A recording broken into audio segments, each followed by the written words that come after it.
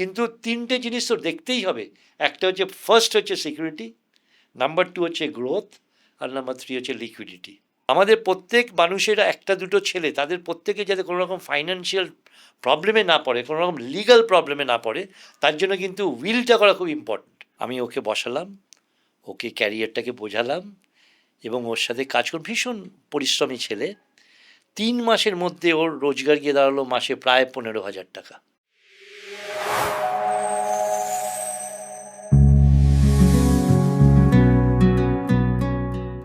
নমস্কার, আমি ইপসিতা।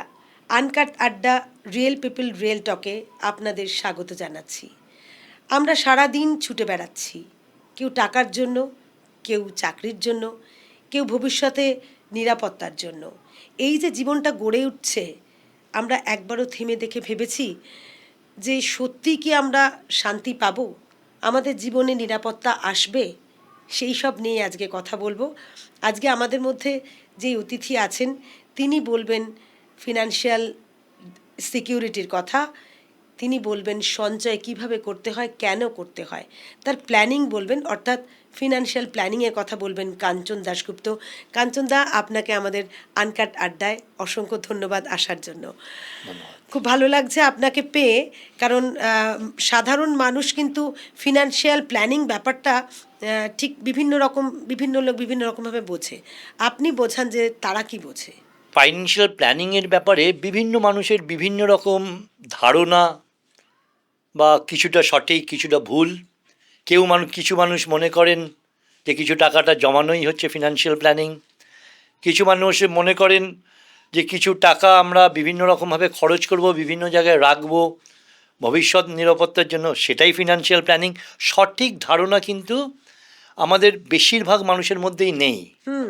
তার একটা কারণও আছে। আমাদের যে শিক্ষা ব্যবস্থা, সেখানে কিন্তু কোনোদিন আমরা এই ইম্পর্টেন্ট সাবজেক্টটা, এই যে ফিনান্সিয়াল লিটারেসি যেটাকে বলে, সেটা নিয়ে আমরা কোনোদিন পড়াশোনা করিনি বা করানো হয়ও নি, সাবজেক্টটাই নেই। একদম তাই। যার ফলে আমাদের সবার ধারণাগুলো বিভিন্ন রকম, হ্যাঁ, স্ক্যাটার্ড।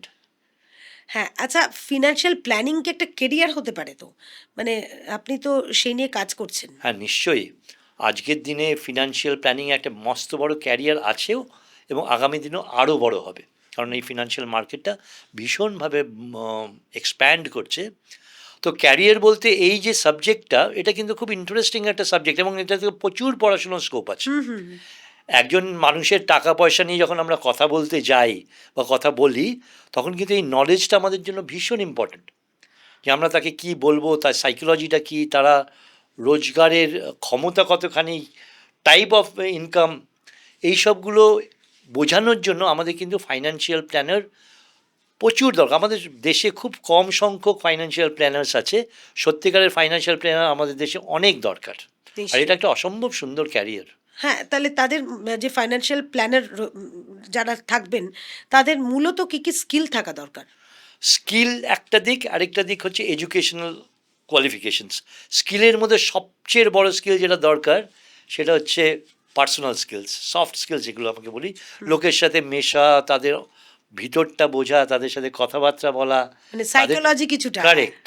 কারেক্ট। এই জিনিস, এই সফট স্কিলগুলো ভীষণ থাকা দরকার, এবং এই স্কিলগুলো বেস করে একজন মানুষের সাথে ওরা রিলেশন, একটা পরিবারের সাথে একটা রিলেশন ক্রিয়েট করে, এবং সেইটা কিন্তু বেস্ট হবে এডুকেশনের উপর, একটা নলেজের উপর, খালি কথার উপর। এক্সপেরিয়েন্স তো বটে। নিশ্চয়ই। হ্যাঁ, মানে এই যে ফাইন্যান্সিয়াল যারা প্ল্যানার হচ্ছেন, তাদের তো একটা স্টেবিলিটি সিকিউরিটি ডেফিনেটলি আছে, এবং এরকম অনেক ফাইন্যান্সিয়াল তারা কেরিয়ার করে অনেকটা দূরেও পৌঁছেছেন। তাদের তাদের বা যারা উড বি, মানে যারা হতে চাইছেন, তাদের জন্য আপনার কিছু মানে মতামতের দরকার আছে। আমি তো তাদের বলবো যে এই ক্যারিয়ার অপশনটা একটা অসম্ভব সুন্দর ক্যারিয়ার অপশন, এবং এখানে তোমরা আসতে পারো, সবাই আসতে পারে, এবং এটা নিয়ে একটু পড়াশুনো করে, একটু চর্চা করে, একটু ট্রেনিং নিয়ে লোকের উপকার করা, এটা তো সত্যিকারের একটা উপকারের জায়গা। ডেফিনেটলি। যারা রোজগার করে, সেই রোজগারটা কীরকমভাবে তারা বাজেটিং করবে, কীরকমভাবে খরচ করবে, সেই সব বিষয়ে পড়াশুনো করা এবং সেইগুলো জানানো সঠিকভাবে, তাহলে একটা প্রসেস আছে। এবং এই ক্যারিয়ারটা যদি লেগে থাকা যায়, you have to stay with the career for 3-4 years, এবং শুরুর থেকেই রোজগার ভালো শুরু করতে হয়। এবং এখন অনেক এরকম ফাইন্যান্সিয়াল প্ল্যানার্স আছে, they are earning a lot, they have a wonderful career ahead also.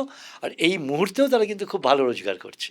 আচ্ছা, মানে স্যাটিসফাইড আপনি এবং খুব মানে satisfied। আচ্ছা, এই ফাইন্যান্সিয়াল প্ল্যানিং, এই যে আপনি এটা এই জগতে এলেন সে তো অনেক দিন আগেই, তা এই এত দীর্ঘ অভিজ্ঞতায় আপনার মানে এমন কিছু একটা অভিজ্ঞতা একটু শেয়ার করুন না, যেটা মোটামুটি অভিজ্ঞতা না ওইভাবে বলবো না, যে আপনাকে বদলে দিয়েছে, যে আপনার মানসিকভাবে আপনি ভীষণ স্ট্রং হলেন অনেক দিন প্ল্যানিং আগের করতে। কথা, বুঝলেন, তখন গ্রামেই কাজ কাজ করছি। তো একটা পরিবার, তাকে জোর করেই একটা সঞ্চয়ের একটা প্রকল্প, একটা ইন্স্যুরেন্সের একটা প্রপোজিশন তার কাছে করিয়েছিলাম। তাদের কিন্তু খুবই অসুবিধা হচ্ছিল সেই সময় আমার কথা শোনা বা বিশ্বাস করা, এবং নানা রকম অবজেকশনও দিচ্ছেন। ন্যাচুরালি সাধারণ মানুষ, টাকা দেওয়ার ক্ষমতাও কম, কিন্তু তা সত্ত্বেও আমার কথা শুনে ওরা করলেন। অদ্ভুত ব্যাপার, যে ভগবান যাতে না করেন, এরকম যাতে না হয়, একটা দুর্ঘটনা ঘটলো এবং সেই পরিবারের কাছে গিয়ে আমি যখন ওই 10 লক্ষ টাকার চেকটা দিলাম, অঝরে কান্না সেই মহিলার। বলে অনেকে এসছে, আত্মীয় স্বজন সব, কথা বলে না আজকাল, দূরে দূরে, যদি কি কেউ টাকা চাই আমি।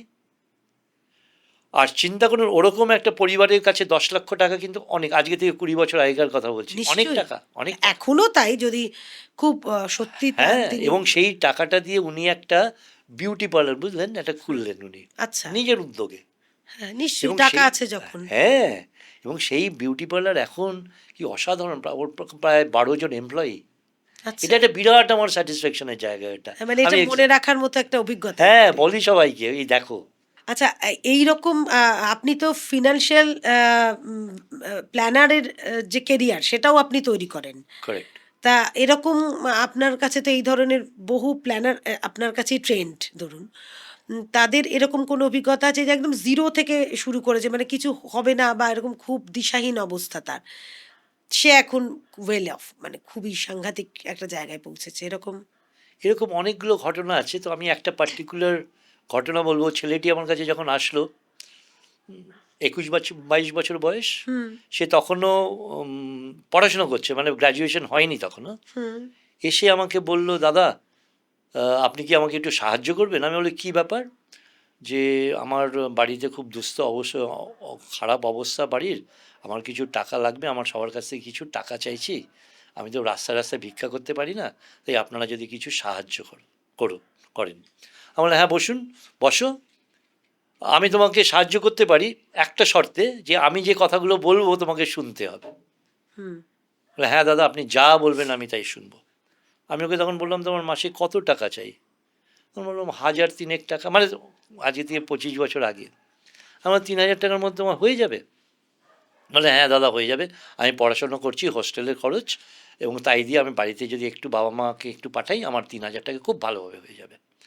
আমি ওকে বসালাম, ওকে ক্যারিয়ারটাকে বোঝালাম, এবং ওর সাথে কাজ করে, ভীষণ পরিশ্রমী ছেলে। 3 মাসের মধ্যে ওর রোজগার গিয়ে দাঁড়ালো মাসে প্রায় 15,000 টাকা।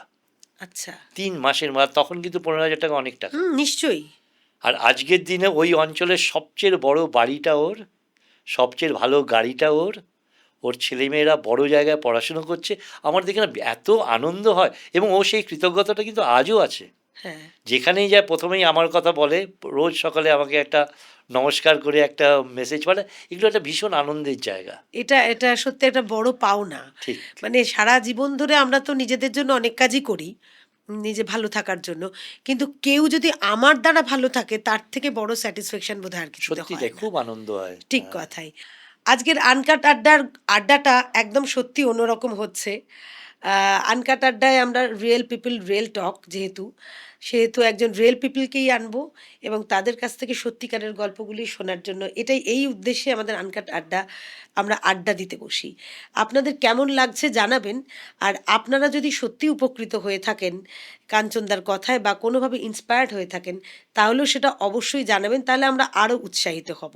আচ্ছা কাঞ্চনদা, আপনি যে বলছিলেন যে এই ফাইন্যান্সিয়াল প্ল্যানার যারা হচ্ছেন, তাদের কেরিয়ার এত উজ্জ্বল, এত এই আপনি বলছেন সবচেয়ে ভালো গাড়ি বা বাড়ি, এটা একটা নিশ্চয়ই মানুষের ইয়ে হতে পারে না, পরিচয় হতে পারে না, তার যে স্যাটিসফ্যাকশন, তার ভালো থাকা, সেটা আপনি আগামী 5-10 বছরে এই যে ফাইন্যান্সিয়াল প্ল্যানার, ধরুন আমরা কেউ চাকরি খুঁজতে যাচ্ছে, কেউ বিভিন্ন জায়গায় ইন্টারভিউ করছে, সে যদি সেটা না করে, এই প্ল্যানিংটাই করে, ফাইন্যান্সিয়াল প্ল্যানিং, সেটার তো ভবিষ্যৎ আপনি আছেন বলছেন। আগামী 5-10 বছরে কী রকম ভবিষ্যৎ আপনি দেখতে পাচ্ছেন? আমাদের এই ফাইন্যান্সিয়াল মার্কেটের গ্রোথটা, মানে ফাইন্যান্সিয়াল মানে সেভিংস মার্কেটের গ্রোথটা এখন বছরে প্রায় 12 থেকে 14%। তো যে ইন্ডাস্ট্রিটা 12 থেকে 14% গ্রো করছে এবং আগামী 5-6 বছরে সেই গ্রোথটা মেনটেন করবে, আমরা ধরতেই পারি যে একটা অসম্ভব ভালো একটা অপরচুনিটি আমাদের সামনে, যেখান থেকে আমি লাভ পেতে পারি as a professional, as a life insurance অথবা ফাইন্যান্সিয়াল কনসালটেন্ট। তো সেখানে আগামী 5-7 বছরে তো বটেই, এবং তারও পরে 3টে জিনিস ভীষণ ইম্পর্টেন্ট আমাদের ফাইন্যান্সিয়াল ক্যারিয়ারে। স্টেবিলিটি এক রাইট। নম্বর। তো আমি যদি সত্যিকারের প্রফেশনাল হতে পারি, ফর এক্সাম্পল একজন ভালো ডাক্তার বা একজন লয়ার, Right. তাদের কিন্তু চিন্তা নেই, তাদের আনসার্টেনিটি নেই, আচ্ছা। যেটা হয়তো একজন এমপ্লয়ি আইটি সেক্টরে কাজ করছে তারা আছে, যদি 5 মাস পরে আমার চাকরি চলে যায় তাহলে কী হবে? হ্যাঁ, হচ্ছেও তো তাই। হ্যাঁ, কিন্তু আমরা যারা প্রফেশনালস তাদের কিন্তু এই প্রবলেমটা নেই। আমি জানি আমি ভালো কাজটা জানি এবং আমার দ্বারা লোকে উপকৃত হয়, আমি সেটা করতে পারবো, যার ফলে আনসার্টেনিটি, ইনকাম আনসার্টেনিটি, আনস্টেবিলিটি আমার ক্যারিয়ার থেকে একদম থাকে না। এটা একটা বিরাট বড় পাওনা। 2 নম্বর হচ্ছে ইনকাম। এখন ইনকামের আমি সত্যিই বলতে গর্বিত, যথেষ্ট ভালো। মানে আমাদের এক একজন ফাইন্যান্সিয়াল প্ল্যানারদের যাদের রোজগার বা যারা এই প্রফেশনের সাথে আছে, they are paying huge amount of income tax, এবং সেটা গর্বের জায়গা নিশ্চয়ই। এবং আমাদের খুবই ভালো লাগে। এবং আগামী 5-7 বছরতে বহু লোকে আমাদের ইন্ডাস্ট্রিতে আসবে, বহু শিক্ষিত ছেলেমেয়েরা আমাদের কাছে আসবে, বহু মহিলারা, এক ধরনের মহিলারা আছে জানেন, তারা পড়াশুনো করে সব কিছু চাকরি করেছে, কিন্তু ছেলে মেয়ে হওয়ার পরে বাড়ি থেকে বেরোতে পারছে না। হ্যাঁ, তো আমাদের এই ইন্ডাস্ট্রিটা এমনভাবে ডিজিটালাইজ হয়ে যাচ্ছে যে বাড়িতে বসেও ভীষণভাবে ভালোভাবে কাজ করতে পারেন অনলাইনে, এবং সব কিছুই তো আজকাল অনলাইন ডিজিটাল হচ্ছে। মানে তারা ক্লায়েন্টদের সাথে কিভাবে আমরা তো এখন ক্লায়েন্টদের সাথে ওই জুমে বা গুগল মিটে কথাবার্তা বলি, এবং তারা বিভিন্ন প্রান্তে, কেউ আমেরিকাতে আছে, কেউ ইউকেতে আছে। ন্যাচারালি এটা কিন্তু সেইটা আপনি ধরুন এক্সপিরিয়েন্সড এনাফ, এবার আপনি পারছেন একটা নিউ কামার, সে বাড়িতে বসে, ধরুন আপনি যার কথা বললেন, সেই ধরনের মহিলা যে বাড়িতে কোনো কারণে আটকে পড়েছে তার ছেলেমেয়েদের জন্য হোয়াট এভার, তা সে কিভাবে ওই গুগল মিটে, বা তার কি সম্ভব সেভাবে কনভিন্সড করা বা সেই কিছু? ট্রেনিংটাই তো আমরা দেবো। আচ্ছা। আমরা 3 মাস ধরে ট্রেনিং দিই, কীরকমভাবে কাস্টমারদের পেতে হবে, তোরা কীরকমভাবে গুগল মিটে বা অনলাইন কথাবার্তা বলবে, কীরকমভাবে অনলাইন ফর্ম ফিল, একদম টোটাল পেপারলেস। আগে যেমন পলিসি করতে হলে সই করতে হতো, ভীষণ হ্যাপা। হ্যাঁ প্রচুর। এখন সেসব নেই, পুরোটা ডিজিটাল। এবং এই মহিলারা খুব ভালো কাজ করছে, হ্যাঁ, কারা থেকে ওয়ার্ক ফ্রম হোম তো আজকাল ইজ ওয়ে অফ লাইফ। তো সেখান থেকে ওরা বসে ক্লায়েন্টদের সাথে, ওরা এমনিও যারা অনেকে কাজ করে সেই কাজই করে, কিন্তু বাড়ির থেকে একটা লিমিটেড টাইমের মধ্যে এই প্রফেশনটা ভীষণ গিফট প্রফেশন। আচ্ছা। এবং এরকম আরেকটা বড় ক্যাটাগরি আছে যারা ধরুন রিটায়ার করেছে, বা আজকাল একটা জিনিস জায়গা দেখেছেন যে 40-45 বছর পরে হঠাৎ পিঙ্ক লেটার, মানে এই আইটি ইন্ডাস্ট্রি বিভিন্ন জায়গায় তারা জানে না হোয়াট টু ডু নেক্সট। কেউ বিরিয়ানির দোকান দিচ্ছে, কেউ অন্য কিছু করছে, তাদের জন্য ফাইন্যান্সিয়াল ক্যারিয়ার অসম্ভব ভালো, কারণ তারা টেক স্যাভি, তারা পড়াশোনা করে শিখতেও পারবে এবং লোকের কাছে যেতেও পারবে, তাদের পরিচিতি। প্রেস্টিজিয়াসও। ইয়েস। আর থার্ড ক্যাটাগরি যারা রিটায়ার করেছেন, রিটায়ার করার পরে তারপরে যে খালি পয়সার জন্যই করতে হবে তা নয়, এনগেজমেন্ট ভীষণ, আর মিনিংফুল এনগেজমেন্ট করলাম কিন্তু মিনিংফুল হলো না, মানে কমিউনিকেটও তো করছেন। হ্যাঁ, কারেক্ট। লোকের উপকার করা, লোকের ভালোবাসা পাওয়া, এটা তো একটা লোভ হয়ই। নিশ্চয়ই এই রিকগনিশনটা ভীষণ ইম্পর্টেন্ট। হ্যাঁ, ঠিকই কথা। আচ্ছা, যারা গভর্নমেন্ট সার্ভিস করেন, মানে সরকারি চাকুরে যারা, তারা অনেক সময় চাকরি করতে করতেই ভবিষ্যৎ জীবনের আফটার রিটায়ারমেন্ট একটা দিশাহীন অবস্থায় ভোগেন। মানে আবার অনেকে গুছিয়েও ফেলেন। তা যারা এরকম একটু অনিশ্চয়তা বা তাদের হয়তো খুব ফিনান্সিয়াল বার্ডেনও আছে, একা রোজগার, ফ্যামিলি বার্ডেন আছে, তাদের জন্য আপনি কি পরামর্শ দেবেন? অথচ গভর্নমেন্ট সার্ভিস করেন। গভর্নমেন্ট সার্ভিস করতেন, এখন রিটায়ার করেছেন। দেখুন, একটা অদ্ভুত ব্যাপার হয়, সেই সময় ও যে টাকাটা পেত সেই অনুযায়ী কিন্তু ওর লাইফস্টাইলটা তৈরি হয়ে গেছে। এখন রিটায়ারমেন্ট করার পরের মাসেই ওর পেনশনটা কিন্তু অর্ধেক বা 1/3 হয়ে গেল। হুম। খরচগুলো কিন্তু সব একই একই রকম আছে। রয়েছে, একই রয়েছে। এখন সেটা ওর কিছু সঞ্চয় হয়েছে, সেগুলো রেখে ও কিছু টাকা পাচ্ছে, কিন্তু এটা ডেফিনেটলি ওর রিটায়ারমেন্টের পরে দুটো জায়গায় এফেক্ট করে। একটা হচ্ছে ওর ফাইন্যান্সিয়াল হেলথ, আর একটা হচ্ছে ফিজিক্যাল হেলথ। এখন এত চলাফেরা করতো, কাজ করতো, এখন হঠাৎ বাড়িতে বসে গিয়ে একটা মানুষ ডিপ্রেশনও হয়ে যেতে পারে। ডিপ্রেশন এসে যায়। তাদের কাছে আমি বলবো এই ফাইন্যান্সিয়াল অ্যাডভাইজারি একটা অসম্ভব ভালো একটা ক্যারিয়ার।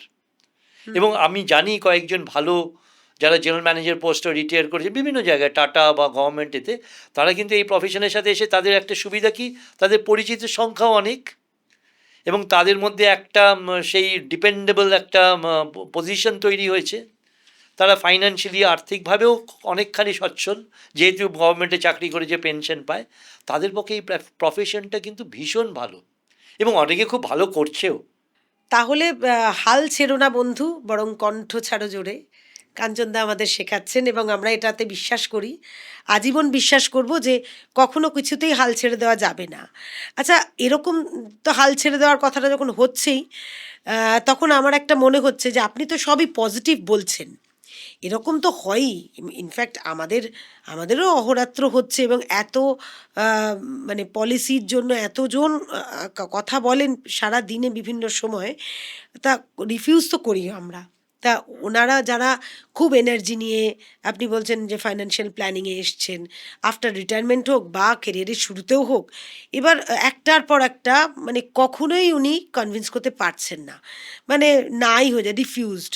এবং একটা টাইমে তো তা ফ্রাস্ট্রেটেড হয়ে যাবেন তারা। তখন আপনি কিভাবে বুস্ট করবেন এবং তার জন্য তাদেরকে একটু পরামর্শ দেবেন আপনি? হ্যাঁ, এটার না একটা বেসিক প্রিন্সিপাল আছে। এই প্রিন্সিপালটা মানে এটা একটা রেশিও আছে, যেটাকে আমরা বলি 10:3:1। ফর এক্সাম্পল, আমি যদি 10 জনকে অ্যাপ্রোচ করি, সেখান থেকে 7 জনই আমাকে না বলবে। এটা আমরা জানি, এটাকে ধরে নিতে হবে, এটাকে অ্যাকসেপ্ট করতে হবে। 3 জন আমাকে একটু আশা দেবে, ঠিক আছে আসুন, আচ্ছা ঠিক আছে ভেবে দেখি। আর তার মধ্যে 1 জন কিন্তু আমার এই প্ল্যানিংটা নেবে। সুতরাং এই নেগেটিভগুলো আছে বলেই কিন্তু আমি এই পজিটিভটাতে পৌঁছতে পেরেছি। এবং আমি যদি আগের থেকে জেনে রাখি যে 7 জন তো না বলবেই, তাহলে আমার ভয় কিসের, সেটাই আমরা শিখাই। অ্যাকসেপ্ট দ্য নোজ, এবং যত বেশি নো তত বেশি সাফল্য। আমাদের একজন খুব বিখ্যাত অল ইন্ডিয়া না, পৃথিবীর একজন বিখ্যাত এজেন্ট বলেছিল একদিন, আমি সবচেয়ে বেশি ফেলিওর, কারণ আমি সবচেয়ে বেশি না শুনেছি। এবং আমি সবচেয়ে বেশি না শুনেছি বলেই আমার এত কাজ হয়। না শোনাটা একটা পার্ট, ওটা থেকে ফ্রাস্ট্রেটেড হিসাবে নিতে হবে। আমরা জেনেই যাই আমি না শুনতে যাচ্ছি, এবং আমি যদি আগের থেকেই মানসিকতাটা সেরকমভাবে তৈরি করে যাই, তাহলে তো আমার কোনো অসুবিধা নেই। আমি তো জানি ও না বলবে, বরঞ্চ পট করে হ্যাঁ বলে দিলে আমার সে কি অন্য কোনো ব্যাপার আছে নাকি? তখন একটা আশ্চর্য ব্যাপার একটু হয়। আশ্চর্য লাগে। ঠিক আছে। আচ্ছা, আপনি এই যদি প্রথম জীবনে চাকরিতে প্রথম জীবনে ফিরে ফিরে গেলেন ধরুন, এবার এই প্ল্যানিংয়ের ক্ষেত্রে আপনি নতুন করে যদি কিছু বদল আনতে হয়, এই এত দীর্ঘ অভিজ্ঞতার ফলে, তাহলে কোন জায়গাটা বদল আনতেন? সব জায়গা তো ঠিক থাকে না যে কোনো প্রফেশনে। কিছু যদি চেঞ্জ করতে বলা হয়, কি মনে হয় চেঞ্জ হওয়া উচিত? দুটো জায়গা বুঝলেন, আমরা প্রথম দিকে যখন শুরু করেছিলাম, আমরা সব ট্রায়াল অ্যান্ড এরর মেথড দিয়ে শুরু করেছিলাম। করতে করতে ঘষতে শিখেছি, প্রচুর পরিশ্রম করেছি, সেই আন্দাজে রেজাল্টও হয়তো আসেনি। কিন্তু পরবর্তীকালে আমি বুঝলাম, এবং আজকের দিনে আমি ফিরে তাকিয়ে মনে করি সবচেয়ে দুটো জিনিস ইম্পর্টেন্ট। একটা হচ্ছে সিস্টেম, আর একটা হচ্ছে প্রসেস। আমরা যদি সঠিক প্রসেসটা অ্যাডপ্ট করি এবং সিস্টেমেটিক্যালি কাজটা করি, তাহলে সাকসেস ইজ অটোমেটিক। এবং এটা কিন্তু প্রমাণিত। আমরা পরবর্তীকালে যারা আমরা খুব বেশি আমাদের এই প্রফেশনে সফল হয়েছিলাম, বিভিন্ন জায়গায় ট্রেনিং, মানে আমাদের কোম্পানি আমাদের ট্রেনিংয়ে পাঠিয়েছিল, IIM লখনৌ, ISB, হায়দ্রাবাদ, সেখানে কিন্তু প্রফেসররা এই কথাটাই বলেছিলেন, system, develop a system and develop a process and stick to it. হঠাৎ কয়েকটা ফেলিওর আসলে এটা ছেড়ে দেবে না, সিস্টেমটাও ছাড়বে না, প্রসেসটাও ছাড়বে না। না আপনার এই বদল মানে তাহলে কোনো দরকার মানে এটা তো ছিলই প্রথম থেকে, তা মানে এরকম মনে হয়েছে যে এটা যদি এইভাবে কারেকশন করা যায় তাহলে বোধহয় আরেকটু বেশি বেনিফিটেড হবে মানুষ, বা আমরা নিজেরাও আরেকটু কনভিন্স করতে সুবিধা হবে সেরকম। হ্যাঁ, প্রত্যেকটা স্টেপে, প্রত্যেকটা বছরে আমরা কিন্তু বিভিন্ন রকম এক্সপেরিমেন্ট করেছি। আচ্ছা। রিক্রুটমেন্টের উপর এক্সপেরিমেন্ট করেছি আমরা, ইভেন স্ট্রিট কর্নার্স পর্যন্ত করেছি, ডোর টু ডোর পর্যন্ত করেছি। রিক্রুটমেন্টের জন্য, ট্রেনিংয়ের জন্য বিভিন্ন রকম প্রসেস, এবং প্রত্যেকটা প্রসেস থেকেই আমরা শিখেছি কিছুটা।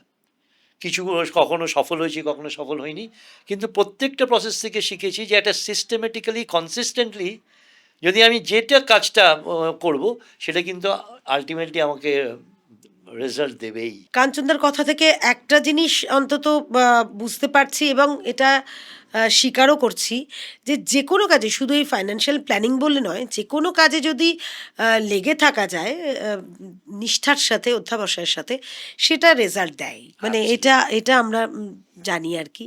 আপনার কথাতে আরও বেশি ইন্সপায়ার্ড হচ্ছি। আচ্ছা, মানুষ যে অর্থ রোজগার, উপার্জন হচ্ছে রোজই, অনেক অর্থ রোজগার করছেন কেউ, কিন্তু আর্থিকভাবে সঞ্চয়ের ক্ষেত্রে মানুষ ভুল কোন জায়গাটা করছেন? ভুল জায়গাটা কোন জায়গায় করেন জানেন তো? বেশিরভাগ মানুষ আমরা প্ল্যানিংয়ে ভুল করি।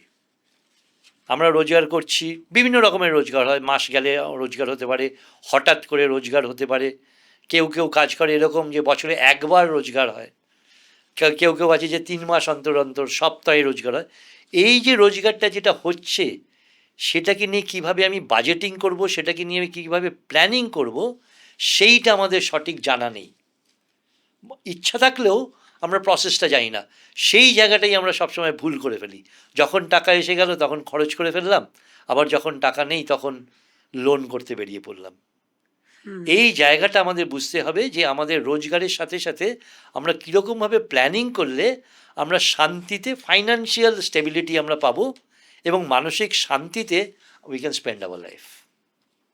ঠিক কথাই। আচ্ছা, ইনভেস্টমেন্ট বা বা সঞ্চয় দুটোর ক্ষেত্রেই মানুষ যদি না করেন, মানে অর্থ থাকতে, তাহলে তো সমস্যায় অনেকেই উতরে ফেলেন, কিছুই সমস্যা হলো না। আবার কখনো কখনো এরকম বিরাট সমস্যায় পড়েছেন শুধুমাত্র সঞ্চয়টা ঠিকমতো করেননি বলে। এরকম কোনো বাস্তব অভিজ্ঞতার সম্মুখীন আপনি হয়েছেন? বাস্তব অভিজ্ঞতা তো অনেকগুলো আছে। মানে কেয়ারই করেনি, মানে বলেছি নানা রকমভাবে যথেষ্ট রোজগার করছেন, কিন্তু দেখা যাচ্ছে যে যা রোজগার তার থেকে বেশি ব্যয়, ব্যয়। এবং বিভিন্নভাবে ব্যয়, কিছু কিছু প্রয়োজনীয়, কিছু কিছু অপ্রয়োজনীয়, এবং এমন একটা সিচুয়েশনে এসে পড়ছে, ফর এক্সাম্পল ছেলেমেয়েরা বড় হয়েছে, তার পড়াশুনো, আজকের দিনে এটা বিরাট খরচ।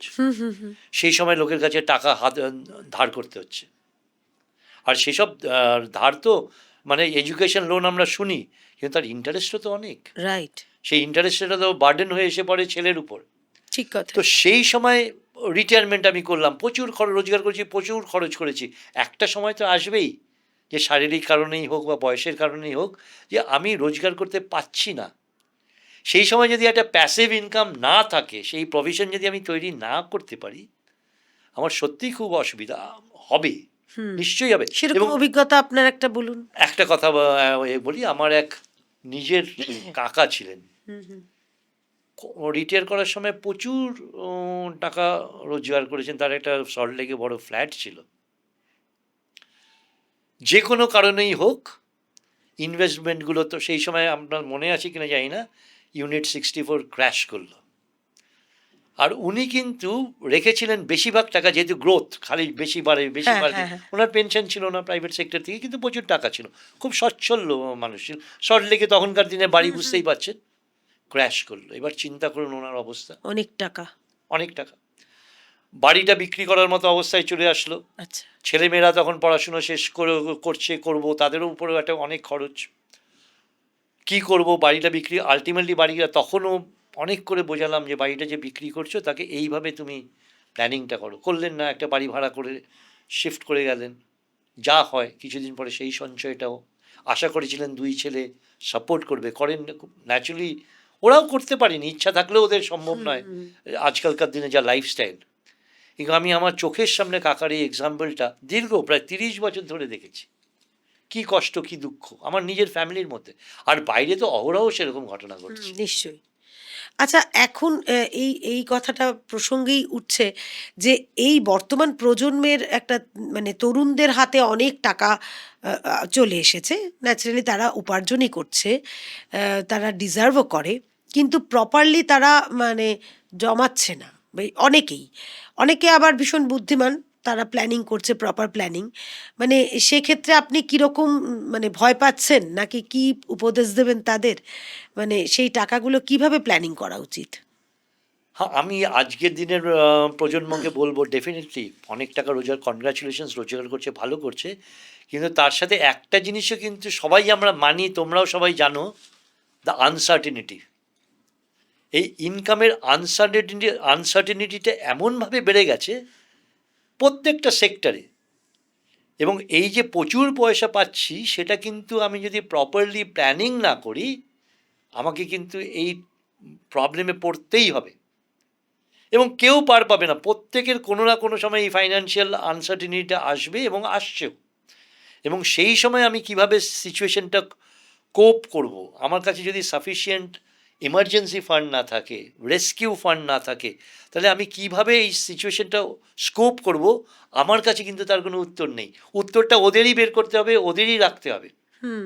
কারণ আজকালকার দিনে যারা ছেলেমেয়েরা বড় হচ্ছে তারা আমি দেখেছি তারা সিঙ্গেল চাইল্ড বা বড় দুজন বাবা মা আগের থেকেই সব ওদের দিয়ে দিচ্ছে, ওদের কোনো চিন্তা নেই, ভাবনা নেই। এই যে 30, 25, 28 বছরের ছেলেমেয়েরা, ওরা তো ছোটবেলার থেকেই সব কিছু পেয়ে বড় হয়েছে, এবং ওদের মা বাবা কতখানি কষ্ট করে সঞ্চয় করে ওদের বড় করেছে সেটা কিন্তু মা বাবা আঁচটা ওদের গায়ে লাগতেও দেয়নি, আঁচটা লাগতে দেয়নি, এবং মা বাবা কিন্তু শেয়ারও করেনি সেটা। ওদের খালি প্রোটেকশন করে রেখেছে, যা চাইছে সেটাই পেয়ে যাচ্ছে, যার ফলে ওরা যখন বড় হয়ে যাচ্ছে, ওরা যখন একটা পার্টিতে যাচ্ছে তখন 10-12 হাজার টাকা খরচ করে ফেলছে, যেটা আমরা ছোটবেলায় ভাবতেই পারতাম না। কিন্তু সেই জায়গায় সিচুয়েশনটা বুঝে, এই আনসার্টিনিটিটা স্টাডি করে, কারণ ওরা তো সবাই নেট স্যাভি, এরকম যদি সিচুয়েশন ওরা খুঁজতে যায় প্রচুর এরকম সিচুয়েশন পাওয়া যাবে, এবং সেইটা ভেবে যদি ওদের একটা পোর্শন অফ দ্য ইনকাম ওরা সরিয়ে রাখা ইন দ্য সেন্স ওটা ধরেই নিল ওটা রোজগার হয়নি, আমরা বলি টাকাটা, হ্যাঁ রোজগারই হয়নি, ওটা 20-30% of the total income should be kept aside for rainy season. সেটা খুব ইম্পর্টেন্ট, এবং ওদের ওটা বুঝতে হবে। অনেকে বোঝে, আর বিয়ে করার পরে তো বুঝেই যায় পুরোটা। সেইটাই। একজন মানুষের সঞ্চয় মানে কি আপনি মনে করেন যে এটা নিরাপত্তা শুধু, নাকি রিটার্নও? দুটোই। খালি রিটার্ন নয়, খালি নিরাপত্তা নয়, এটার একটা সুন্দর ব্লেন্ড হতে হবে। এবং এই যে আমরা যখন আমাদের টোটাল লাইফটাকে যদি আমরা 3 ভাগে ভাগ করি, প্রথম পার্টটাকে আমরা বলি ফার্স্ট ডিপেন্ডেন্সি পিরিয়ড, মানে সেই সময় আমাদের মা বাবা, টিচার, সোসাইটির উপর ডিপেন্ডেন্ট, তারাই আমাদের খাওয়ায়, পড়াশুনো করায়। তারপরে পিরিয়ডটা আমরা যখন চাকরিতে ঢুকলাম, আমাদের প্রোডাক্টিভ পিরিয়ডটা শুরু হলো, এবং সেটা শেষ হয়ে গিয়ে যখন আমি রিটায়ারমেন্ট করলাম 55, 60, 65। এই প্রোডাক্টিভ পিরিয়ডের মধ্যে ভীষণ ইম্পর্টেন্ট হচ্ছে how I plan my investments. এবং বিভিন্ন স্টেজে আমি যখন ব্যাচেলার ছিলাম, আমার একরকম চাহিদা ছিল, একরকম মেন্টাল মেকআপ ছিল। সেই সময় কীরকম প্ল্যানিংটা হবে, ফাইন্যান্সিয়াল প্ল্যানিংটা হবে, বা সেভিংসটা কীরকম হবে। তারপরে আমি যখন বিয়ে করলাম, সেই সময় আমার প্ল্যানিংটা বা স্ট্র্যাটেজিটা কী হবে। পরবর্তীকালে যখন আমার ছেলে মেয়ে হলো, তখন আমার প্ল্যানিংটা, ফাইন্যান্সিয়াল প্ল্যানিংটা প্রত্যেকটা স্টেজে। মানে টাকা রোজগার তো মানে করেছেন, ধরুন কোনো একটা মানুষ টাকা রোজগার করলেই হবে না, তার সঞ্চয়ও করেছেন, কিন্তু সঞ্চয়ের প্ল্যানিংটা বা ধরনটাও মানে ইয়ে করতে হবে, চেঞ্জ করতে যেতে হবে, তাই সেটাই বলছে। একদম তাই, it has to be need based. মানে আমাদের 3টে খুব ইম্পর্টেন্ট নিড আছে, ফাইন্যান্সিয়াল নিড যেটার কথা বলছি। অবশ্যই প্রথমটা তো ইনকাম, এবং তারপরে যে 3টে হলো তার মধ্যে একটা হচ্ছে যে continuity income, of income.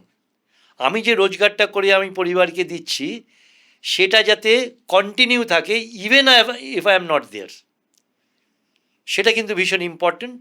Number two হচ্ছে আমার যখন ছেলেমেয়েরা বড় হবে তাদের পড়াশোনার জন্য প্রভিশন, এবং তারও পরে যখন আমি রিটায়ার করব, আমার যে লম্বা আজকের দিনে তো আমরা প্রায় লাইফ এক্সপেক্টেন্সি অনেক হয়ে গেছে, রিটায়ারমেন্ট পরে করার পরেও আমরা 20-25 বছর বাঁচি। সেই সময় তখন কিন্তু দামও মূল্যবৃদ্ধিও অনেক হবে। সেই সময় যাতে আমরা ভালো করে থাকতে পারি, ভালোভাবে থাকতে পারি, চিকিৎসার প্রপার সুযোগ পাই, সেটা কিন্তু ব্যবস্থা আমাদের এখনই করে যেতে হবে। আসলে এই বর্তমান প্রজন্ম বা আমরাও যখন হয়তো ছোট ছিলাম, আমরা এত রোজগার করতাম না। আমাদের জেনারেশন যেটা, সেটা সত্যি এত টাকা আমাদের ইয়াং জেনারেশনের সবার কাছে ছিল না। এই যে এই জেনারেশনের কাছে এত টাকা, এক্ষুনি হলো কথাটা যে তারা ভয় পায় বা ভাবে যে আমি তো উপভোগ করব, এনজয় করব, টাকা রোজগার করছি তো শুধু জমাবো এই জন্য তো নয়। তা এনজয় করব বা উপভোগ করব এইটা আর জমাবো, সঞ্চয় করব, দুটোর মধ্যে তারা ব্যালেন্সটা কী করে? ন্যাচারালি তারা এত টাকা রোজগার করবে, ভালো একটা ড্রেস কিনবে, ভালো পার্টিতে যাবে, বন্ধু বান্ধবদের মধ্যে খরচ করবে, নিজেদের মধ্যে একটা এন্টারটেনমেন্টের বন্দোবস্ত, যেগুলো আমরা ভাবতে পারতাম না, কারণ আমাদের সময় অত টাকা ছিল না।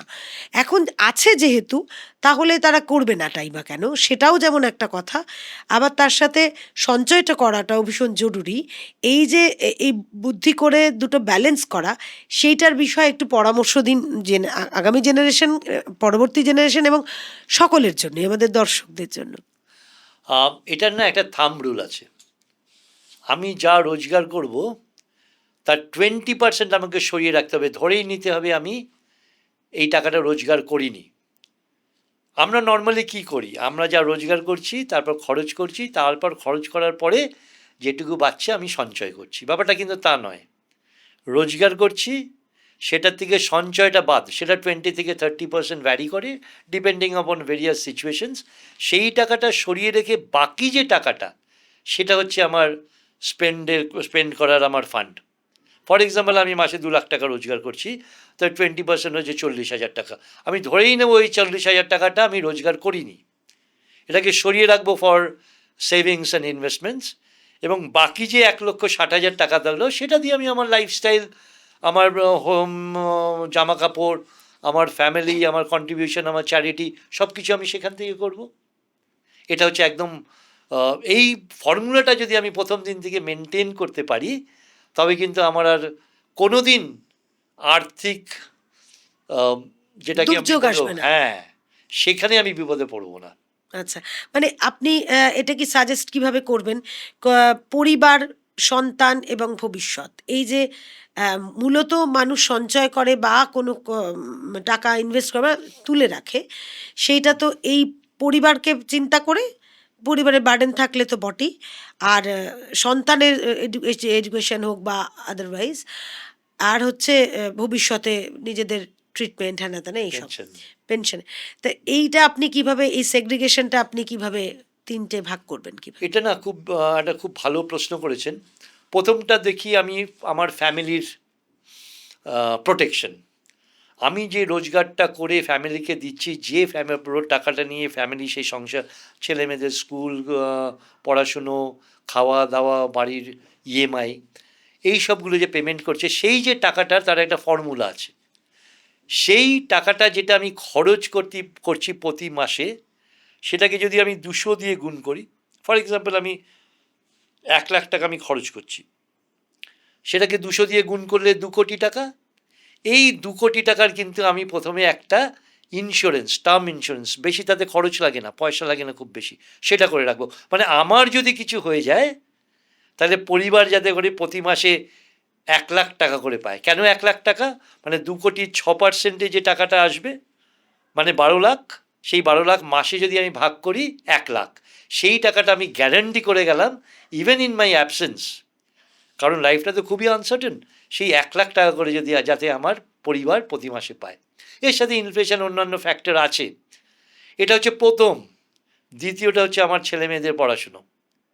আজকের দিনে inflation of education is about 8 to 9%। 8 থেকে 9% ইনফ্লেশন এডুকেশন বাড়ছে। আজকের দিনে যদি 20 লাখ টাকা খরচ হয় কাউকে পড়াশোনা, একটা হায়ার এডুকেশনের জন্য আমার ছেলে মেয়ের, ওর বয়স যদি আজকে 2 বছর হয়, তার মানে আজকে থেকে 16 বছর পরে সেটা কিন্তু প্রায় 3 গুণ হয়ে যাবে, এবং সেটারও একটা ফর্মুলা আছে, এবং সেই 3 গুণ পরিমাণের টাকা কিন্তু আজকে আমাকে তার প্রভিশন ক্রিয়েট করতে হবে, এবং এমন একটা প্রভিশন যেটা ও গ্যারান্টিড পাবে। কারণ এডুকেশন মানে গ্যারান্টি যদি না থাকে, মানে হতেও পারে নাও হতে পারে, সেরকম যাতে গ্যারান্টিড পাবে, এবং যে কোনো অবস্থাতেও, মানে আমি আমার অবর্তমানেও পাবে, সেরকম একটা ব্যবস্থা করে যেতে হবে। This is very important. এবং 3 নম্বর যেটা আপনি বললেন, আমাদের বৃদ্ধ অবস্থায় যখন আমার রোজগারটা বন্ধ হয়ে যাবে, সেই সময়ও যাতে, আজকের দিনে যদি আমার ফ্যামিলির 1 লাখ টাকা খরচ হয়, আজকের থেকে 20 বছর পরে যখন আমি রিটায়ার করব, সেটাই প্রায় 4 গুণ হয়ে যাবে, 4 লক্ষ টাকা হয়ে যাবে। এবং তখন কিন্তু ইন্টারেস্ট আর্নিং রেটও কমে যাবে, 4%-এ দাঁড়াবে খুব বেশি হলে। তো সেই সময় যাতে আমার সাফিসিয়েন্ট ক্যাপিটাল থাকে, কর্পাস থাকে, যেটাকে আমি রেখে প্যাসিভ ইনকাম, মানে ব্যাংকের থেকে বা অন্য সংস্থার থেকে টাকা রোজগার করতে পারি অ্যাজ মান্থলি ইনকাম, সেটা কিন্তু ভীষণ প্রয়োজন। এবং সেটা কিন্তু ওই ফর্মুলা 20 থেকে 30%, আচ্ছা, হ্যাঁ, ওইটুকু রাখলেই ওটা মেনটেন করতে ওইটা হবে। মেনটেন করতে হবে। আমার যখন রোজগার বেড়ে যাবে, তখনও কিন্তু 30%ই থাকবে, কারণ তখন আমার সেই 30%টাও তো বেশি, অ্যামাউন্টটাও তো হাই হয়ে গেছে। হাই হয়ে যাচ্ছে। হ্যাঁ। তো সেরকমভাবেই, কারণ আমার স্ট্যান্ডার্ড অফ লিভিংটাও তো বেড়ে যাচ্ছে। আমাকে রিটায়ারমেন্টের পরে তো আমি তো বলতে পারবো না আমি এই বাড়িতে থাকবো না, এই গাড়িটা চড়বো না, এই রেস্টুরেন্টে, বলতে পারবো না। সুতরাং তার জন্য তো আমার টাকার প্রয়োজন তখনও থাকবে। যাতে আমি সমান একইভাবে চলতে পারি সারা জীবন। Correct, correct. ঠিক। আচ্ছা, মানে এই যে হঠাৎ করে বিপদ, মানে মেডিকেল এমার্জেন্সি হোক বা জবলেস, তা এই ধরনের অভিজ্ঞতা আপনার কি কখনো হয়েছে যে প্রপারলি সঞ্চয় করেনি বলে সে ভীষণ হঠাৎ করে এরকম বিপদে পড়ে গেছে? নিশ্চয়ই, আশেপাশে অনেক এক্সাম্পল আমরা দেখেছি। আমার একটা খুব অভিজ্ঞতা হয়েছে। সেই ভদ্রলোক মেডিকেল রিপ্রেজেন্টেটিভ ছিলেন এবং সিনিয়র লেভেলে ছিলেন। তখন ওর বয়স 40 কি 42। ছেলে মেয়ে স্কুলে পড়ে, এক ছেলে এক মেয়ে, ওয়াইফ হাউস ওয়াইফ। এবং যখন উনি মারা যান, একটা মোটরসাইকেল অ্যাক্সিডেন্টে মারা যান, কোম্পানি থেকে মাত্র 3.5 লাখ টাকা পায়। এবার বলুন তো সেই পরিবারটার কি অবস্থা। ইন্স্যুরেন্স আছে মাত্র 5-6 লাখ টাকার ইন্স্যুরেন্স আছে। এইবার ওই পরিবারটা এমন একটা সিচুয়েশনে পড়ে গেল। আর একটা কথা কি, সেই সময় কিন্তু পরিবার বা বন্ধু কেউ সামনে আসে না, ভয় অ্যাভয়েড করে, ফোন আসলে ভয় পায়। আমি একদিন গেছিলাম ওনার কাছে, কাঁদছে ঝরঝর করে, মানে যখন পেমেন্ট চেকটা মাত্র 5 লাখ টাকার। এবং ভদ্রমহিলার, তখন আমি ওই ভদ্রমহিলাকে অফার করলাম, আপনি আমাদের প্রফেশনে আসুন, আপনার ছেলেমেয়েরা তো বড় হচ্ছে, দেখুন এই প্রফেশনটায়। সেখান থেকে উনি ফিরে আসছেন আজকের দিনে, কিন্তু সেই সময় সেই মুহূর্তের সেই যে পজিশন, অথই জলে পড়েছিল। হ্যাঁ, অথই জলে, এবং জানেন না কি করবেন। এবং সেরকম সিচুয়েশন কিন্তু আমাদের আশেপাশে আমরা প্রায়ই দেখি। এই জবলেস যে কথাটা আপনি বললেন, চাকরিটা চলে গেল, আজকের দিনে এটা সবচেয়ে বড় একটা, হচ্ছেই আর কি। হ্যাঁ, এটা সবচেয়ে বড় রিস্ক যে কোনো প্রফেশনে। আমার যদি একটা এমার্জেন্সি ফান্ড, আমরা বলি 6 মাসের এমার্জেন্সি ফান্ড সবসময় আমার সেভিংস ব্যাংকে যাতে থাকে। আমি যদি 1 লাখ টাকা রোজগার করি, 6 লাখ টাকা যাতে আমার সেভিংস ব্যাংকে থাকে। না, সেভিংসে কি এত টাকা রাখেন কেউ? এখন তো রাখতে হবে এমার্জেন্সি ফান্ডে। দ্যাট ইজ আ সেভিংসে, মানে কীরকম জানেন তো, লিকুইড ফান্ডে। সেভিংস মানে আমি সেভিংস ব্যাংক অ্যাকাউন্ট বলছি না। আচ্ছা, ফর এক্সাম্পল মিউচুয়াল ফান্ডে রাখলেন, যেখান থেকে আমি এনি টাইম লিকুইডেট করে নিতে পারি। এই মিউচুয়াল ফান্ডটা কতটা রিস্ক বা কতটা মানে সিকিউরড? না দেখুন, লং টার্মে মিউচুয়াল ফান্ডে কিন্তু সেরকম গ্যারেন্টি তো অবশ্যই নেই, মার্কেটের সাথে ওঠাপড়া করে, কিন্তু আজকের দিনে কিন্তু লং টার্মে যদি আমি চিন্তা করি, ছোট টার্মে নয়, সেটা কিন্তু মোটামুটি সেফ। আচ্ছা, আমি খুব বেশি যদি এক্সপেক্ট করে ফেলি সেটা ভুল হবে, আবার খুব কমও হবে না। আমি যদি একটা স্প্যান অফ 12 to 15 ইয়ার্স রাখি, আমার কিন্তু রিটার্নটা আমার ইনফ্লেশন বেইট করেও আমাদের কিছুটা থাকবে। It is good. আচ্ছা, মানে এই যে অনেক মানুষ আছেন সঞ্চয়ের ধারে পাশ দিয়ে যান না, মানে আরে আজকে আছি কালকে থাকবো না, আজ খাই তারপর কালকে দেখা যাবে কি হবে। এই যে এই মানসিকতার মানুষদের, মানে তারা হয়তো বিপদে পড়েন, অনেকেই পড়েন, কেউ বিপদে পড়ুন আমরা কেউ কখনো চাইবো না, কিন্তু মানে তাদের জন্য আপনার বা তারা এমনও হতে পারেন যে রোজগারই খুব করেন না বেশি, যে আপনি বলেন 30% তুলে রাখুন, মানে তার সম্ভবই নয়, 30% তো তুলে রাখলে চলবেই না, তারা কিভাবে ইনভেস্ট করবে, কি সঞ্চয় করবে? দেখুন, 30% তুলে রাখলে চলবে না। আপনি ওই অ্যাফ্লুয়েন্ট ক্লাসটা বলছেন, চলবে কিন্তু।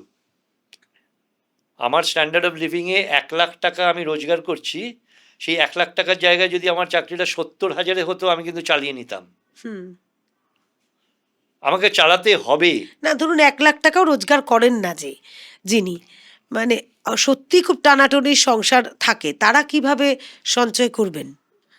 কষ্ট তো হয়ই, হ্যাঁ, অসুবিধা তো হয়ই, নিশ্চয়ই। কিন্তু তা সত্ত্বেও কিন্তু আগেকার দিনে আমরা দেখেছি আমাদের মায়েরা যখন চাল নিত, এক মুঠো চাল সরিয়ে রাখতো। হুম যখনই বাড়িতে টাকা আসে, তাতে কিছুটা টাকা সরিয়ে রাখো। সে সাপ্তাহিক টাকা আসতে পারে, অনেক দিনমজুর রোজ আসছে টাকা, সেখান থেকে কিছুটা টাকা, দিনমজুর ধরুন দিনে 400 টাকা রোজগার করছে, তার 100 টাকা সরিয়ে রাখছে। 80 টাকা সরিয়ে রাখুক, 50 টাকা সরিয়ে রাখুক। হ্যাঁ। সেটাই কিন্তু আস্তে আস্তে ওই কম্পাউন্ড ইন্টারেস্টে বিরাট বড় টাকা হতে পারে, যদি আমি সঠিকভাবে রেগুলার সঞ্চয় করি। এবং এটা এটা খালি অ্যাফ্লুয়েন্ট ক্লাস নয়, সাধারণ মধ্যবিত্ত, মধ্যবিত্ত, উচ্চবিত্ত সবার জন্যই এটা প্রযোজ্য।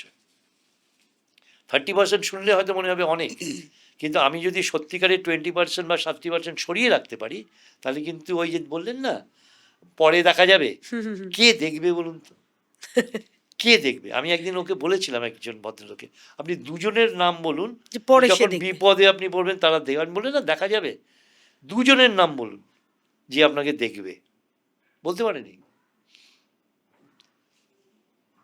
বলতে পারেনি। ঠিক। আমি তখন বলেছিলাম ওদের, আমি একজনের নাম বলতে পারি আমার কার্ডটা দিয়ে, যে কিন্তু আপনার কথাবার্তা শুনলে সে দেখবে, তার পলিসিগুলো আপনাকে দেখবে, আপনার পরিবারকে দেখবে, আর ওটা আপনাকেই করতে হবে, আর তো কেউ এসে করে দেবে না। ঠিক। আচ্ছা, মানে টাকা থাকলেই তো মহাসুখ, মানে টাকা নেই মানে তো দুঃখের শেষ নেই, কিন্তু মানে এইটা কতটা মানে সত্যি কথা যে টাকা থাকলেই আহ, সুখ পাওয়া যায়? টাকা থাকলেই যে সুখ, সেটা কিন্তু সত্যি না, আমরা জানি সেটা সুখ নয়। আমি আমি যদি ফাইন্যান্সিয়াল হ্যাপিনেসের কথা বলি, তাহলে বলবো টাকাটা আমি কিভাবে খরচ করছি তার উপর সুখ। অনেকে দেখবেন প্রচুর টাকা রোজগার করছে, তার বিরাট বড় একটা টাকা দান করছেন, ফিলান্থ্রপি করছেন, তাদের কিন্তু সেটাতেই সুখ। মানে মানসিক শান্তিটাও একটা দরকার আছে। হ্যাঁ, আমার বাবা ছিল, আমি বলতাম, তুমি এত টাকা মানে পেনশন, কোনো খরচ ছিল না তো, তুমি খরচটা করো না কেন? আর করো না খরচ, বলে আমার খরচ না করেই সুখ। আচ্ছা। সুতরাং এটা পার্সন টু পার্সন ভ্যারি করে।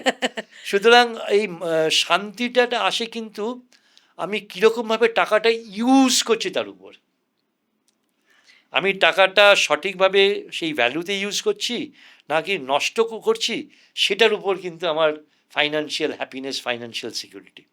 এবং এটা কিন্তু প্রথম থেকেই বুঝতে হবে, প্রত্যেককে বুঝতে হবে, রোজগার করার সাথে সাথেই বুঝতে হবে। আর ইয়াং জেনারেশনটা সবসময় যে বোঝে না তা নয়, তারা কিন্তু বোঝে। তাদের অনেকেই। সেভিংস প্যাটার্নটা হয়তো খুব একটা প্রোটেক্টিভ নয়, বা আগের দিনে যেমন আমরা সিকিউরিটির উপর বেশি জোর দিতাম, এখন সেটা অত বেশি ওরা নজর দেয় না। কিন্তু তিনটে জিনিস তো দেখতেই হবে। একটা হচ্ছে, ফার্স্ট হচ্ছে সিকিউরিটি, নাম্বার 2 হচ্ছে গ্রোথ, আর নাম্বার 3 হচ্ছে লিকুইডিটি। এই তিনটে প্যারামিটার সঠিকভাবে দেখেই কিন্তু আমাকে একটা ফাইন্যান্সিয়াল ইনস্ট্রুমেন্ট সিলেক্ট করতে হবে, এবং সেইটা কিন্তু একমাত্র ফাইন্যান্সিয়াল যারা প্রফেশনালস তারাই অ্যাডভাইস করতে পারে। মানে আপনি কি এটা বলবেন যে কোনো যে ইয়াং জেনারেশনই হোক বা আমাদের মতো বয়সী হোক বা আরও বৃদ্ধ কেউ, তিনি ফাইন্যান্সিয়াল প্ল্যানারের কাছেই যাওয়া উচিত সব সময়, নিশ্চয়ই, প্ল্যানিংটা ঠিকঠাক হওয়ার জন্য? ধরুন নিশ্চয়ই। একজন খুব বেশ বৃদ্ধ বয়সে আফটার 60-65, তিনি ধরুন তার একটা পৈতৃক বাড়ি বিক্রি করে তিনি 1 কোটি 2 কোটি টাকা পেয়েছেন, সেই বয়সে উনি ওই টাকাটা নিয়ে কী করবেন সেটা প্রপার প্ল্যানিং করতে হবে তো, অ্যাবসলিউটলি। নাহলে তার তো 2 কোটি টাকা ভোগ করার ক্ষমতাও নেই। তাহলে তিনি আর তার ভবিষ্যৎটাও খুব ছোট আর কি, কম। তা তখন তিনি কি করবেন? এটাকে আমরা বলি এস্টেট প্ল্যানিং, বুঝলেন? সেটা একটুখানি ডিটেল। আমরা একটা উইল, এই যে আপনি পার্টিকুলার এক্সাম্পলটা দিলেন, একটা উইল ক্রিয়েট করি। ফর এক্সাম্পল, আমাদের কাছে এতগুলো টাকা আছে, সেই টাকাটা দিয়ে আমি কী করব, আমার ইচ্ছাটা কী। লয়াররা আছে যারা এই উইলগুলোই তৈরি করেন, এবং তিনি ওনার ইচ্ছা মতো এই টাকাটা, যতদিন উনি জীবিত আছেন এরকমভাবে থাকবে, ওনার মৃত্যুর পরে টাকাটা এরকমভাবে খরচ হবে, ওনার ইচ্ছা মতো সেই উইলটাকে তৈরি করা হয় এবং রেজিস্টার্ড করা হয়। এই এস্টেট প্ল্যানিংটা কিন্তু টোটাল ফাইন্যান্সিয়াল প্ল্যানিংয়ের মধ্যে খুব একটা ইম্পর্টেন্ট পার্ট। আচ্ছা। এবং আমরা অনেকে করি না এটা, মানে আমরা একটা উইল তৈরি, আমরা অনেকে অনেক সময় মনে করি আমার অনেক কিছু আছে তাই উইল। নো, আমাদের প্রত্যেক মানুষের একটা দুটো ছেলে, তাদের প্রত্যেকে যাতে কোনো রকম ফাইন্যান্সিয়াল প্রবলেমে না পড়ে, কোনো রকম লিগাল প্রবলেমে না পড়ে, তার জন্য কিন্তু উইলটা করা খুব ইম্পর্ট্যান্ট। এবং ফাইন্যান্সিয়াল প্ল্যানিংয়ের মধ্যে এই ক্রিয়েশন অফ উইলটাও কিন্তু একটা ইম্পর্টেন্ট সাবজেক্ট। আমাদের আড্ডা তো বেশ জমে উঠেছে এবং আড্ডাটা প্রায় শেষের দিকেই চলে এসেছি। তবে একটা ইনফরমেশন আপনাদেরকে অবশ্যই আমায় দিতে হবে কাঞ্চনদার থ্রু, কারণ সত্যিই যারা ফিনান্সিয়াল প্ল্যানিং করতে চাইছেন বা নিজে প্ল্যানার হতে চান, তাদের যে গাইডলাইন প্রপার বা কোথায় আপনি হয়তো এটাকেও একটা নিজের পেশার মধ্যে ঢুকিয়ে নিতে চাইছেন, তাহলে আপনি কোথায় যোগাযোগ করবেন সেটা তো নিশ্চয়ই জানা দরকার আপনার। সেই জন্য আমি কাঞ্চনদাকে বলবো যে সেই ব্যাপারে যদি দর্শকদের কিছু একটু গাইড করেন। আমাদের সারা দেশে প্রায় 2,500-এর উপর ব্রাঞ্চ, মানে আমাদের লাইফ ইন্স্যুরেন্স কর্পোরেশন অফ ইন্ডিয়ার 250-র উপরে ব্রাঞ্চ এবং অনেক স্যাটেলাইট অফিস আছে, প্রত্যেকটা অঞ্চলে আছে। আপনি যে কোনো জায়গায় গেলে, ওখানকার ব্রাঞ্চ ম্যানেজার বা ডেভেলপমেন্ট অফিসের কাছে গেলে, ওরা আপনাকে সঠিক দিশা দেখাবে, বলতে পারবে। আর এছাড়া তো আমাকে ফোন করতেই পারেন, যে কোনো সময় আমাকে মেল করতেই পারেন, হোয়াটসঅ্যাপ করতেই পারেন।